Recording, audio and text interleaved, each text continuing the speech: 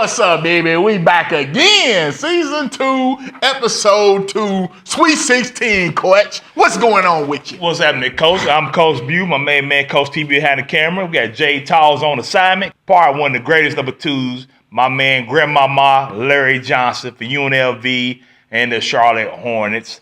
Then we got my guy, Derek Jeter. He wasn't Nick. Yeah, but he was down towards the end then, Don't matter. He wasn't Nick.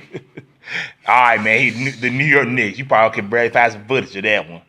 I ain't gonna lie. If he ain't get hurt, they probably would have made a run that year, him and Ewing. All right, Coach, man. Also, number 2, Derek Jeter, the captain, El Capitan. Yes, sir. For the New York Yankees. Yes, sir. I guess that's your team, too? Yes, sir. Go Yankees, baby.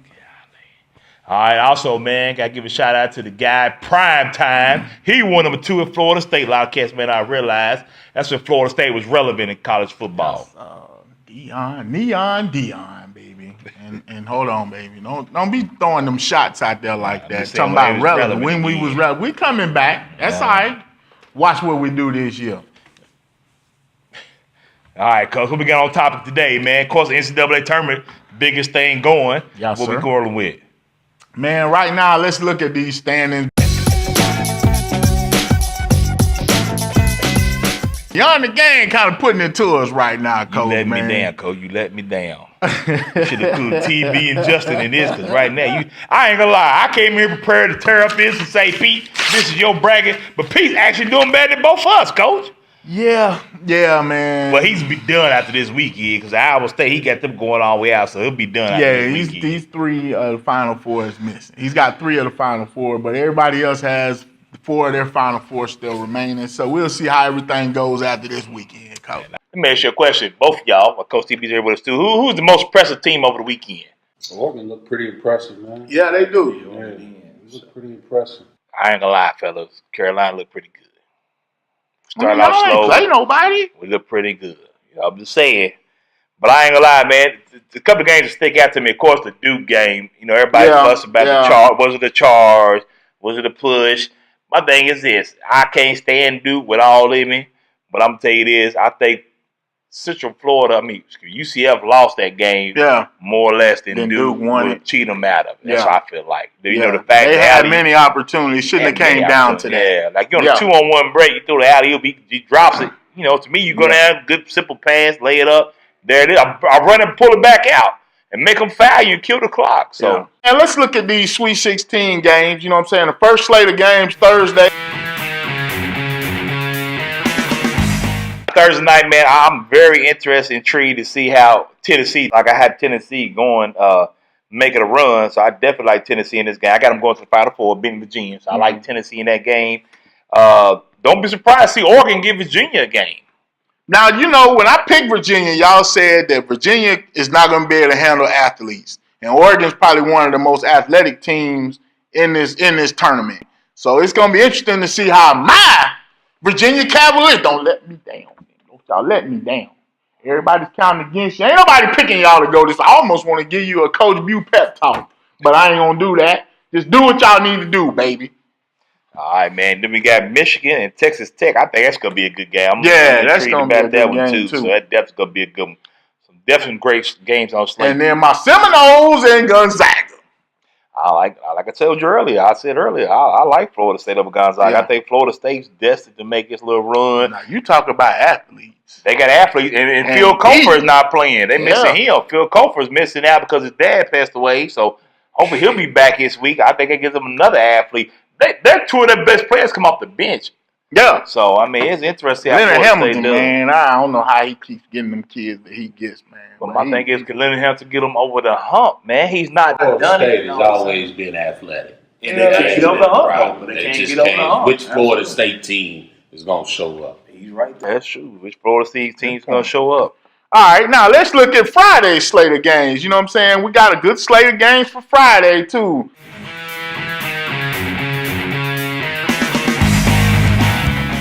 Now, the biggest ones, I think, are, of course, the evening slate. We got your Tar Heels got Auburn. Now, that could be, I don't know. What we going to do, man? What Roy going to do? How Roy going to get us together? TB is the SEC connoisseur here because his kitty cat's playing there. To me, Auburn, every time they play Kentucky, they lay the goose egg. You know what I'm saying? Yeah. And they just got hot here in the tournament, in the SEC tournament, beat Tennessee convincingly. So my thing is this. Either Auburn's going to come out and be hot and win by 10 or better, or they're going to be cold and lose by 20 or better. That's me, Auburn. There's no in-between with Auburn. I think they're the hot or they cold. There's no in-between with them. You know, I think we got better inside play, I think, with Garrison Brooks, who's been stepping up big. Man took 2 to the jaw, to the chops. Broke his teeth out, everything, lip hanging down here, bleeding, but man came back in and finished the game. I love his toughness. He's turned the corner and getting tough. I love it. Roy got us on track, don't he? Don't you dare open your mouth and say it ever. Roy got us on track, baby. All right, let's pass on to the next game. One of the greatest coaches in college I am not listening. basketball. We got Kentucky in the biggest question, Kentucky versus Houston, which is Houston is bad like Auburn. You don't know what you're going to get out of them. Now, my question to you and Coach is, what we expect out of UK with or without PJ? Man, the biggest thing, PJ, that cast, I don't care what you say. I'm going to call it cast gate. Because putting a cast on, what is it, a sprain tendon, sprain, you know, whatever they call it, man, I ain't never known people put a cast on that. You know what I'm saying? Normally they want to treat it, you know what I'm saying, ice it, rehab it, stem it. To cast it, man, that scared me when they did that. And then you got to wonder about him being on a cast for, going on a week, 2 weeks now? Yeah, going on 2 weeks, yeah. You know what I'm saying? What's his conditioning and all? Man, that's a big move. Well, a couple things. Before this actually airs, we'll know Tuesday whether he's going to play. They're going to take the cast off, to my understanding. But apparently once he made the decision not to, I guess him and his dad made the decision not to play in the first round. So therefore, they put a cast on, like, okay, well, you can have his cast on. We're going to try to make sure this thing healed. But apparently... What's up, Kentucky? It's your cameraman's favorite cameraman. Just wanted to add my little 2 cents in on this PJ Washington thing. He ain't playing no more. All right, so just go ahead and get used to it. It's MOB at this point. Money over Big Blue Nation. All right, so PJ, we appreciate what you did. Had a good year for the Cats. I'm still riding with them. If we get good guard play, we can still make this run. But don't look for PJ on the court as a Wildcat anymore. It's a wrap. Not being comfortable with it, having all this pain and stuff, he figured not to set it out. But they said they asked him what the pain scale is. He says a 10. So, fellas, that's got to be pretty bad off. But it says no breaks or anything. What do you see this team doing without PJ? I'll be honest, I still think it could be Houston without PJ. I really do. If Carolina could get past Auburn, I think they could beat Auburn. If Auburn gets past Carolina, I think they can. I think if Carolina gets past Auburn, I think Kentucky's going to have fits. I think it's still going to be a good game. Like, Hero, man, is the X factor. And I'll be honest with you. I feel like, how come somebody don't make his cat play defense? If you don't make him play defense, that allows him to get down and gritty and grimy on the offense end. So, Keldon Johnson got to do better. Your man Quigley stepped up. He's starting I like Quigley. I told you I like Quigley. Stuff. And I'll be honest, y'all. The first game we played there, he played Kentucky, Reed was the factor. I feel like Reed was just too big inside for us. So if he can be consistent. But, you know, Reed and PJ feed off each other, though. You know what I'm saying? They make each other better. So if one's missed, you know what I'm saying? It's like you rather have one by himself than have to deal with both of them. You know what I'm saying? Absolutely. Like Bradley said, if Reed's there, then PJ can eat.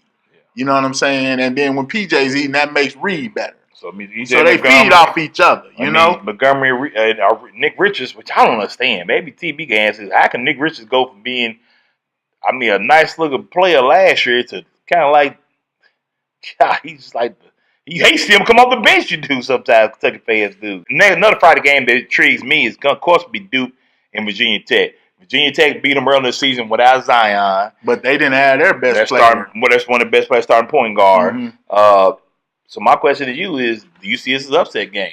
Duke intrigues me. I love Zion. The man he's making his money right now. You know what I'm saying? I mean, he's proven to be who he say they are, who we say he is. You know what I'm saying? But let me ask you this then.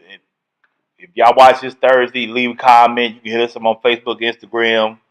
My thing is this. Is K doing less coaching with these groups and more about just, as everybody said about Cabbage, kind of rolling the ball there, letting them go? Because if you know, if they come down, they don't have no sets really. Yeah. It's pretty much RJ is going to dominate the ball. Or Trey Jones is going to dominate the ball trying to get rid of somebody. Trey Jones couldn't throw the ball in the Kentucky You definitely don't see that trademark Coach K team. You know what I'm saying? That you know they do seem a little, I guess, wilder. Would that be a way of putting it? You know what I'm saying? More backyard ball than it is. Yeah, a little more street ball than K ball. I agree with that, man. But you know, K had a lot of time dealing with these types of, you know, when he had the Olympic team, he kind of let them, you know, maybe that's kind of like his influence of dealing with great players is kind of, you know, like I think I saw Kenny Smith say, Dean Smith says, you know, I can draw up a play for 1 to go to 2 and 2 to go to 3 and 3 to go to 4. He said, but after that, that's when recruiting takes over. You know what I'm saying? So you can only coach them so well. Yeah, that's true. Yeah, absolutely. But they escaped by Sunday. Let's see if they can do it again against Virginia Tech. I think that's going to be one of the most intriguing games as well. All right, Coach, man, who do you see advancing to the Elite Eight out of this group here? And, okay, my Elite Eight, I got Duke playing Michigan State, all right, in the East. In the West, I think it'll be Florida State and Michigan. In the South, I got Tennessee and Virginia. And in the Midwest, UNC and Kentucky, baby. That's exactly mine, too. I see it the same exact way, chalk. Okay. So we'll see what happens after the weekend, Coach. I agree with you. It's going to be interesting, man. All right, Coach, high school baseball and girls softball's in full force right now. So let's take a look at the standings here in the local area.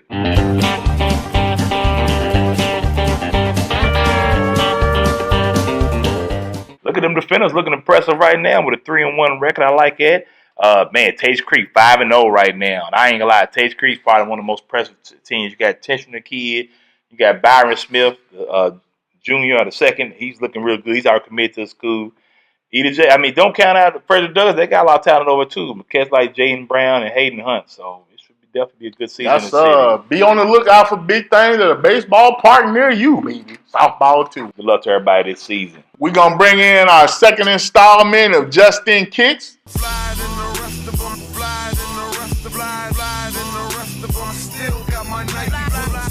Hey, what's up, everybody? This is Jay Tall, producer of Big Things Kentucky, coming in with my second installment of Justin Kicks. I appreciate all the good feedback. And as you can see behind me, I got a pair of kicks right there that is a legendary shoe, the Black Cement 3. The one that's behind me here was gifted to me by my guy Alonzo McGill. I call him the Jet Setter. And if anybody knows Alonzo, they know what I'm talking about. If you follow his Instagram, he's in Miami one day, California the next, Arizona after that, Las Vegas after that. He's everywhere all the time. And we been the best of friends, you almost say like brothers, since we met at Eastern Kentucky University.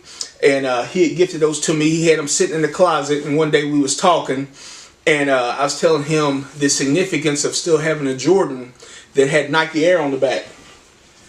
And as you can see, this one came out 2001.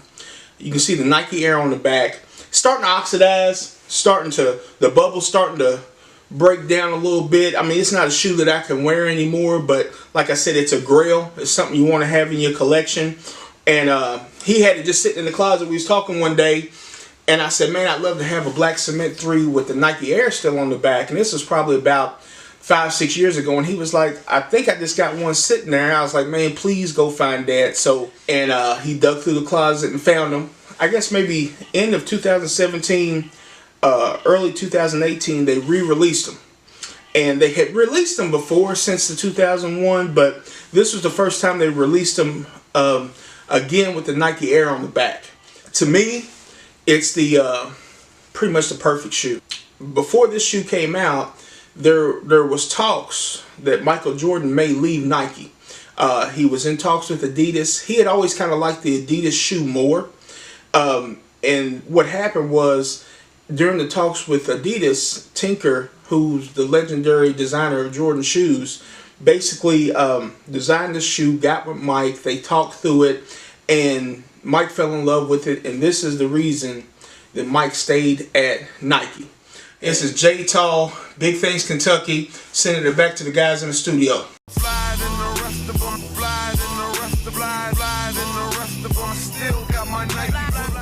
All right, man, good stuff by Jay Tall, producer. Yeah, also, man, be on the lookout for his new channel, Justin Kicks. Today, this is something I'm happy about. Big things returning to the gridiron.